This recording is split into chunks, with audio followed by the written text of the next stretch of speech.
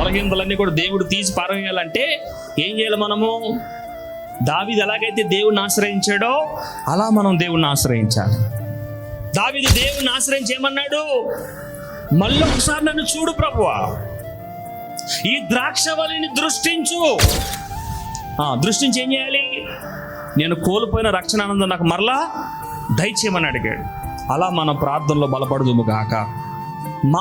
ఎప్పుడైతే ప్రభు సన్నిధికి వెళ్ళి ప్రార్థన చేస్తామో, ప్రభు అన్నాడు, వారు నా యొద్దకు పూర్ణ హృదయముతో వారు నా యొద్దకు వచ్చినడలా నేను వారిని బాగు చేయుదును.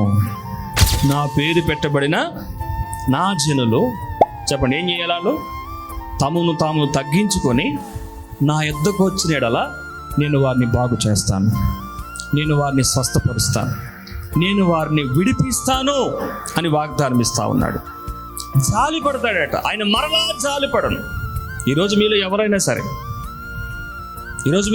సరే దేవుని ప్రేమను ఎరిగి, దేవుని సన్నిధిని అనుభవించి, దేవుని కృపను పొందుకొని మరలా మీరు లోపల జారిపోయిన పరిస్థితులు ఉండే, దావీదు వేడుకున్నట్టు కనుక మీరు వేడుకుని ప్రభు యొద్దకు వస్తే ఆయన మీ యందు జాలిపడు దేవుడై ఉన్నాడు.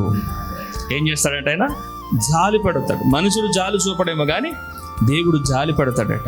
ఆయన మరలా మీ మీద జాలిపడి మన దోషములను అణచివేయును, వారి పాపములన్నిటినీ సముద్రపు అగాధములలో పడవేస్తాడట.